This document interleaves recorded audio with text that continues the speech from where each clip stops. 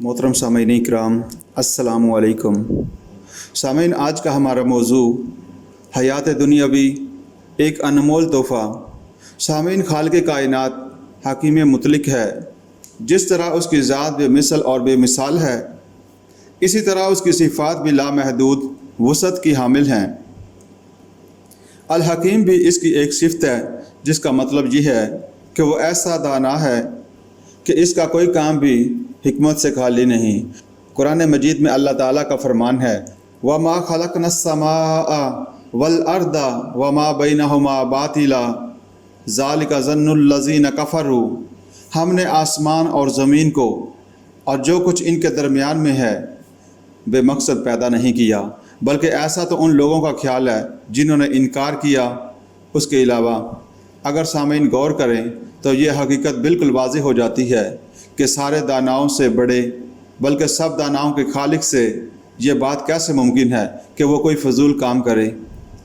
अपने इर्द गिर्द के माहौल में हम उस शख्स को अक्लमंद कहते हैं जिसके मशागल और मसरूफियात नतीजा खेज़ और मुस्बत हों, और उस शख्स को बेवकूफ़ कहते हैं जो आकबत, नाअंदेशी, कोताह नज़री और कमफहमी की बना पर ऐसे काम करे जो अदल व इंसाफ के ख़िलाफ़ और नतीजतन ज़रर रिसां हों या बेफ़ायदा हों।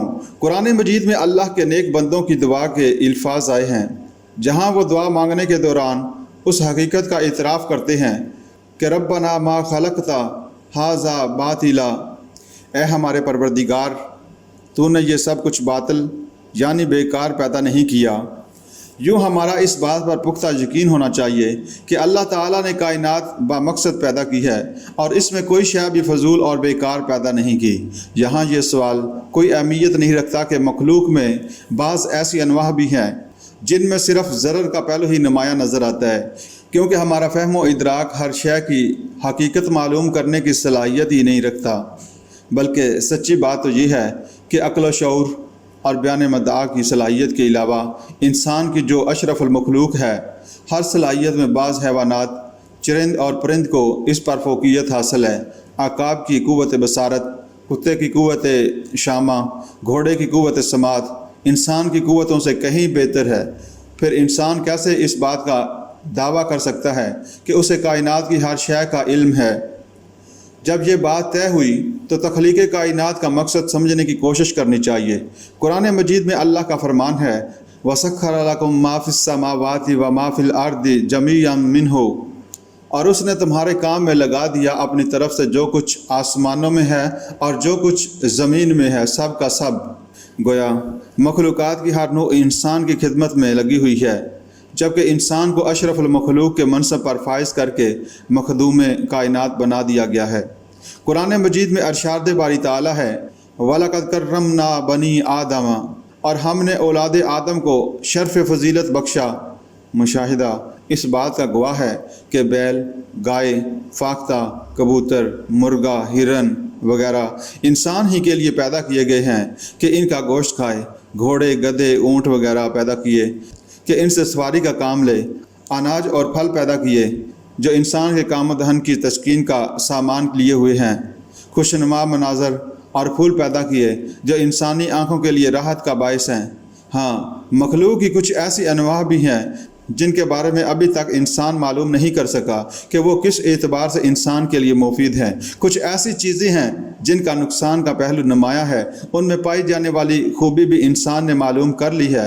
मसलन छिपकली घर के कीड़े मकोड़ों को खाकर ख़त्म करती है वगैरह। इस तरह बहुत सी ऐसी चीज़ें हैं जिनका नफ़ा इंसान पर अभी तक वाज़े नहीं, लेकिन अल्लाह की मखलूक होने के नाते ज़रूर उनमें इंसान के लिए नफ़ा का पहलू मौजूद है, क्योंकि अल्लाह ताला ने कोई मखलूक बेकार पैदा नहीं की।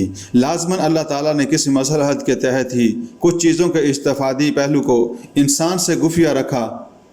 चाँद, सूरज, पहाड़, गरज मखलूक की हर नौह के अंदर इंसानी मफादात रख कर और उनको इंसान के लिए मस्कर करके अल्लाह ताला ने इंसान को आजमाइश में डाल दिया, इस वादे पर कि अगर वो इस आजमाइश पर पूरा उतरेगा तो ऐसी ही अबदी राहतों से नवाजा जाएगा जो उसके ख्याल में भी नहीं आ सकती। बसूरत दीगर उसे अज़ाब इलाही में मुब्तला रहना पड़ेगा। पस अक्लमंद वही लोग हैं جو اس امتحان میں کامیابی حاصل کرنے کے لیے مسلسل جدوجہد کر رہے ہیں، اور ناکام وہ لوگ ہیں جو اس دنیا کی چمک دھمک اور کشش سے منہمک ہو کر اپنے مقصد تخلیق کو فراموش کیے بیٹھے ہیں۔ یہ امتحان کس نوعیت کا ہے؟ اللہ تعالیٰ نے انسان کو زندگی گزارنے کا لاہ عمل قرآن مجید کی صورت میں دے دیا ہے۔ اس میں حقیقی کامیابی حاصل کرنے کا اجمالی خاکہ موجود ہے۔ قرآن وہ واحد کتاب ہے جو کسی ادنا تغیر و تبدل سے بھی پاک ہے۔ اس کے علاوہ یہ اللہ کا کلام ہے، یوں اس کی ہدایات پر بغیر کسی تردد اور تعمل کے عمل کیا جا سکتا ہے۔ پھر اللہ تعالیٰ نے یہ کتاب اپنے برگزیدہ بندے حضرت محمد صلی اللہ علیہ وآلہ وسلم پر بذریعہ وحی نازل کی، جنہوں نے اس پر عمل کر کے دکھا دیا۔ یوں ہم علم قرآن سے لیں گے اور عمل رسول اللہ صلی اللہ علیہ وآلہ وسلم سے۔ ہمیں حکم دیا گیا ہے کہ رسول اللہ صلی اللہ علیہ وآلہ وسلم کی اطاعت کریں، یہی اطاعت اللہ کی اطاعت ہوگی۔ ارشاد الہی ہے، من یطیع الرسول فقد اطاع اللہ، جو رسول کی اطاعت کرتا ہے اس نے گویا اللہ ہی کی اطاعت کی، کیونکہ رسول کی حیثیت اللہ تعالیٰ کے نمائندے کی ہوتی ہے۔ نبی اکرم صلی اللہ علیہ وآلہ وسلم نے اپنی ساری زندگی خالصتاً اللہ کی اطاعت میں گزار دی۔ یہی وجہ ہے کہ آپ صلی اللہ علیہ وآلہ وسلم کی زندگی کو بنی نوع انسان کے لیے بہترین نمونہ قرار دیا گیا۔ فرمایا، لَقَدْ كَانَ لَكُمْ فِي رَسُولِ اللَّهِ أُسْوَةٌ حَسَنَةٌ، بے شک تمہارے لیے رسول اللہ صلی اللہ علیہ وآلہ وسلم کی زندگی میں کامل نمونہ موجود ہے۔ پس رسول اللہ صلی اللہ علیہ وآلہ وسلم کی مثالی زندگی کے مطابق زندگی بسر کرنا بلا شبہ کامیابی کی دلیل ہے، اور اس راستے کو چھوڑ کر کوئی دوسرا راستہ اختیار کرنا سراسر ناکامی اور نامرادی ہے۔ اسی طرح سورۃ آل عمران میں فرمایا، اور جو کوئی اسلام کے علاوہ کوئی اور دین اختیار کرتا ہے پس وہ اس سے ہرگز قبول نہیں کیا جائے گا، اور ایسا شخص آخرت کی زندگی میں ناکام اور نامراد لوگوں میں شامل ہوگا۔ جس نے پیغمبر کے خلاف راستہ اختیار کیا وہ کبھی منزل تک نہیں پہنچے گا۔ قرآن و سنت کے مطابق زندگی گزارنے میں جو رکاوٹیں اور دشواریاں پیش آتی ہیں، دین اسلام میں ان کی واضح طور پر نشاندہی کر دی گئی ہے۔ سب سے پہلی رکاوٹ تو ابلیس ہے، جو انسان کو سیدھے راستے پر چلنے سے روکتا ہے۔ وہ بڑا دھوکے باز ہے، اسی لیے قرآن مجید میں بتا دیا گیا کہ شیطان کے دھوکے سے بچ کر رہنا۔ ارشاد باری تعالیٰ ہے، وَلَا يَغُرَّنَّكُمْ بِاللَّهِ الْغَرُورُ، اور وہ بڑا دھوکے باز اللہ کے معاملے میں تمہیں دھوکے میں نہ ڈال دے۔ یوں شیطان بنی آدم کا بدترین دشمن ہے۔ وہ سبز باغ دکھاتا ہے، روشن مستقبل کا لالچ دیتا اور بڑے مؤثر انداز میں دھوکہ دیتا ہے۔ اس کا حملہ غیر محسوس انداز کا ہوتا ہے، کیونکہ وہ سامنے نہیں آتا بلکہ دل میں وسوسے ڈالتا ہے، چونکہ وہ ہر چھوٹے بڑے، غریب امیر، نیک و بد کے ساتھ یکساں عداوت رکھتا ہے۔ اس لیے اس کے حملے سے کوئی محفوظ نہیں۔ اس کے حملے سے بچ کر رہنے کی تلقین کی گئی، اور اس کی چال پر لگنے کے نتائج بد سے بار بار آگاہ کیا گیا۔ شیطان کے وار سے بچنا بہت مشکل ہے، اسی لیے اس کے فریب سے بچ کر زندگی گزارنے والے کے لیے طرح طرح کے انعامات کا وعدہ کیا گیا ہے۔ اسلام ہمیں تعلیم دیتا ہے کہ ہم ہر وقت چوکنا رہیں، مبادا شیطان ہمیں غلط راستے پر لگا کر گمراہ کر دے۔ کتنے ہی اولیاء صالحہ ایسے گزرے ہیں جو شیطان کے دھوکے میں آ کر اپنا سب کچھ گنوا بیٹھے۔ قرآن مجید میں ہے، فَأَتْبَعَهُ الشَّيْطَانُ فَكَانَ مِنَ الْغَاوِينَ، پس وہ شخص شیطان کے پیچھے چل پڑا اور بالآخر گمراہوں میں شامل ہو گیا۔ اس آیت کی تفسیر میں بتایا گیا ہے کہ وہ شخص بنی اسرائیل کا بڑا عالم اور صاحب تصرف درویش تھا، جو شیطان کے حملے کا مقابلہ نہ کر سکا اور تمام زندگی کی نیکیاں اور عبادتیں ضائع کر بیٹھا۔ اس لیے اسلام نے ہمیں یہ تعلیم دی ہے کہ ہر وقت اللہ تعالیٰ سے شیطان مردود کے شر سے پناہ مانگا کریں اور کہیں، اعوذ باللہ من الشیطان الرجیم، میں اللہ کی پناہ میں آتا ہوں شیطان مردود کے شر سے۔ خاص طور پر جب قرآن کی تلاوت کریں تو آغاز سے پہلے تعوذ پڑھ لیں، تاکہ قرآن سے ہدایت حاصل کرنے میں شیطان رکاوٹ نہ بن سکے۔ دنیا میں اس انداز سے زندگی گزارنا کہ آخرت کی زندگی سنور جائے، اس راستے میں ایک بڑی رکاوٹ خود فریبی یا خواہش نفس بھی ہے۔ انسان کا نفس اسے برائی پر آمادہ کرتا ہے۔ وہ لالچ میں پڑ کر جلد بازی کر کے دنیاوی مفادات حاصل کرنا چاہتا ہے۔ اور یہ بات فراموش کر دیتا ہے کہ اللہ اور اس کے رسول صلی اللہ علیہ وآلہ وسلم کے حکم کو نظر انداز کر کے وہ خسارے کا سودا کر رہا ہے۔ یقیناً نبی اکرم صلی اللہ علیہ وآلہ وسلم کی نافرمانی گمراہی کی طرف لے جاتی ہے۔ اللہ تعالیٰ کا فرمان ہے فَلَا تَتَّبِعُوا الْهَوَىٰ، پس تم خواہش نفس کی پیروی نہ کرو، کیونکہ خواہش نفس کی پیروی تو نری ہلاکت ہے۔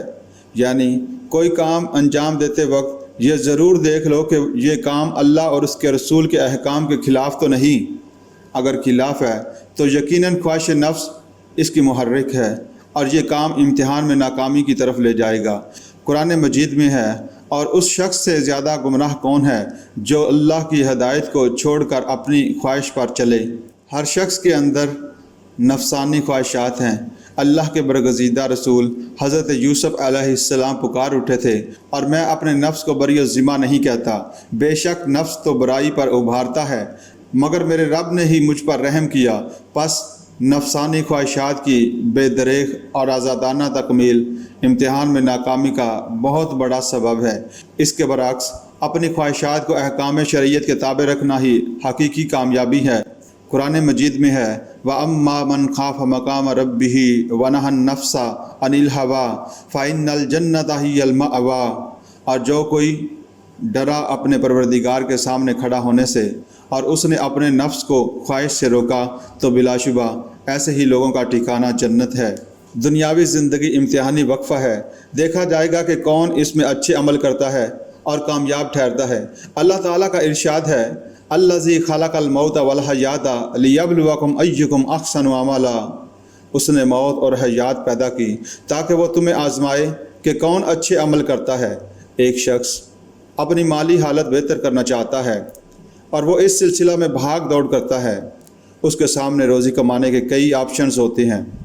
اگر وہ ایسے پیشے کو اختیار کرتا ہے جہاں سے دولت تو آتی ہے مگر وہ پیشہ اختیار کرنا جائز نہیں، اور دولت کے لالچ میں وہ شریعت کی پابندی چھوڑ بیٹھا تو نفع کے بجائے حقیقی نقصان میں پڑ گیا، کیونکہ جس شخص نے ناجائز دولت کے ذریعے حیات دنیاوی کی ہر آسائش اکٹھی کر لی اور نافرمانی میں زندگی گزاری تو اس نے بہت خسارے کا سودا کیا۔ قرآن مجید میں اللہ کا فرمان ہے فَأَمَّا مَنْ طَغَىٰ وَآثَرَ الْحَيَاةَ الدُّنْيَا فَإِنَّ الْجَحِيمَ هِيَ الْمَأْوَىٰ، اور البتہ جس کسی نے سرکشی اختیار کی اور دنیا کی زندگی پر ریچھ گیا تو بے شک اس کا ٹھکانہ جہنم ہے۔ یوں دنیا کی زندگی کے ہر لمحے سے فائدہ اٹھانا چاہیے اور تضییع اوقات سے اجتناب کرنا چاہیے۔ خودکشی اسی لیے حرام ہے کہ اول خودکشی کرنے والا زندگی کے لمحات کی قدر و قیمت سے آگاہ نہیں رہتا، دوسرے وہ ناسازگار حالات سے گھبرا کر مایوسی کا شکار ہو جاتا ہے، حالانکہ مایوسی کسی وقت بھی جائز نہیں، حالات بدلتے دیر نہیں لگتی۔ اللہ تعالیٰ کا فرمان ہے لا تقنطوا من رحمت اللہ، اللہ کی رحمت سے مایوس نہ ہو جاؤ۔ زندگی کے لمحات کی قدر و قیمت جاننے کے لیے اس واقعے پر غور کیجیے سامعین جو عہد نبوی صلی اللہ علیہ وآلہ وسلم میں پیش آیا۔ دو شخصوں کے درمیان آپ صلی اللہ علیہ وآلہ وسلم نے اخوت کا رشتہ قائم فرما دیا۔ اس میں سے ایک صاحب جہاد میں گئے اور شہید ہو گئے، پھر اس کے ہفتہ یا عشرہ بعد دوسرے صاحب کا بھی انتقال ہو گیا۔ صحابہ نے ان کی نماز جنازہ پڑھی۔ رسول اللہ صلی اللہ علیہ وآلہ وسلم نے لوگوں سے پوچھا کہ آپ لوگوں نے اپنے بھائی کے بارے میں کیا دعا کی؟ انہوں نے عرض کیا کہ ہم نے اس کے لیے یہ دعا کی کہ اللہ اس کی مغفرت فرمائے، اس پر رحمت فرمائے اور اللہ تعالیٰ اس کو اپنے شہید بھائی کے ساتھ ملائے۔ اس پر رسول اللہ صلی اللہ علیہ وآلہ وسلم نے فرمایا پھر اس کی وہ نمازیں کہاں گئیں جو اس نے اپنے شہید ہونے والے بھائی کے بعد پڑھی، اور دوسرے اعمال خیر کہاں گئے جو اس شہید کے اعمال کے بعد اس نے کیے؟ اس کے بعد آپ صلی اللہ علیہ وآلہ وسلم نے فرمایا ان دونوں کے مقامات میں تو اس سے بھی زیادہ فاصلہ ہے جتنا کہ زمین و آسمان کے درمیان ہے۔ شہید کا مرتبہ بہت بلند ہے، اس لیے صحابہ اکرام رضی اللہ تعالیٰ عنہ نے بعد میں طبی موت مرنے والے کے لیے شہید بھائی کی معیت کی دعا کی، مگر آپ صلی اللہ علیہ وآلہ وسلم نے فرمایا کہ طبی موت مرنے والے کا مقام تو شہید بھائی سے بہت بلند ہو گیا ہے، کیونکہ اس کی نیت بھی جہاد میں شہادت پانے کی تھی مگر اس کو موقع نہ ملا، پس حسن نیت کی بنا پر اس شخص کو بھی شہادت کا رتبہ تو مل گیا، مگر جو دن شہید کی شہادت کے بعد اس شخص کو ملے اس دوران اس نے جو نمازیں پڑھیں اور نیک عمل کیے وہ شہید ہونے والا تو نہ کر سکا، لہٰذا ان دونوں کے اعمال نے اس طبی موت مرنے والے کا مقام شہید سے بھی بلند کر دیا۔ معلوم ہوا کہ ہر دن جو طلوع ہوتا ہے مسلمان کی زندگی میں بہت اہم ہوتا ہے۔ اس دن میں نمازیں پڑھ کر اور دوسرے نیک عمل کر کے ڈھیروں آخروی نفع کما سکتا ہے۔ ایک دفعہ ایک شخص نے رسالت مآب صلی اللہ علیہ وآلہ وسلم کی خدمت میں حاضر ہو کر دریافت کیا کہ آدمیوں میں کون بہتر ہے؟ آپ صلی اللہ علیہ وآلہ وسلم نے فرمایا، وہ جس کی عمر لمبی ہوئی اور اس کے اعمال اچھے رہے۔ پھر اس نے پوچھا کہ آدمیوں میں بدترین کون ہے؟ آپ صلی اللہ علیہ وآلہ وسلم نے فرمایا، جس کی عمر لمبی ہوئی اور اعمال برے ہوئے۔ مسند احمد میں ہے کہ 3 آدمی رسول اللہ صلی اللہ علیہ وآلہ وسلم کی خدمت میں حاضر ہوئے اور اسلام لائے، تو آپ صلی اللہ علیہ وآلہ وسلم نے فرمایا کہ ان 9 مسلم مسافروں کی خبر گیری میری طرف سے کون اپنے ذمہ لے سکتا ہے؟ طلحہ رضی اللہ تعالیٰ عنہ نے عرض کیا کہ میں اپنے ذمہ لیتا ہوں۔ چنانچہ یہ تینوں ان کے پاس رہنے لگے۔ اسی اثناء میں رسول اللہ صلی اللہ علیہ وآلہ وسلم نے ایک لشکر کسی جگہ کے لیے روانہ فرمایا، تو ان تینوں صاحبوں میں سے ایک اس لشکر میں چلے گئے اور وہاں شہید ہو گئے۔ پھر آپ صلی اللہ علیہ وآلہ وسلم نے ایک اور لشکر روانہ فرمایا، تو ایک دوسرے ساتھی اس میں چلے گئے اور وہ بھی جا کر شہید ہو گئے۔ پھر ان میں سے تیسرا جو باقی بچے تھے ان کا انتقال بستر ہی پر ہو گیا۔ کہتے ہیں کہ طلحہ رضی اللہ تعالیٰ عنہ نے ذکر کیا کہ میں نے خواب میں ان تینوں ساتھیوں کو جنت میں دیکھا، اور یہ دیکھا کہ جو صاحب سب سے آخر میں اپنے بستر پر طبی موت مرے وہ سب سے آگے ہیں، اور ان کے قریب ان کے وہ ساتھی ہیں جو دوسرے نمبر پر شہید ہوئے تھے، اور ان کے قریب ان کے وہ ساتھی ہیں جو پہلے شہید ہوئے تھے۔ اس خواب سے میرے دل میں شبہ اور خلجان پیدا ہوا، پس میں نے رسول اللہ صلی اللہ علیہ وآلہ وسلم سے اس خواب اور اپنے اس تاثر اور خلجان کا ذکر کیا، تو آپ صلی اللہ علیہ وآلہ وسلم نے ارشاد فرمایا کہ اس میں تم کو کیا بات اوپری اور غلط معلوم ہوتی ہے؟ اللہ کے نزدیک اس مومن سے کوئی افضل نہیں جس کو ایمان اور اسلام کے ساتھ عمر دراز ملے، جس میں وہ اللہ کی تسبیح و تکبیر کرے۔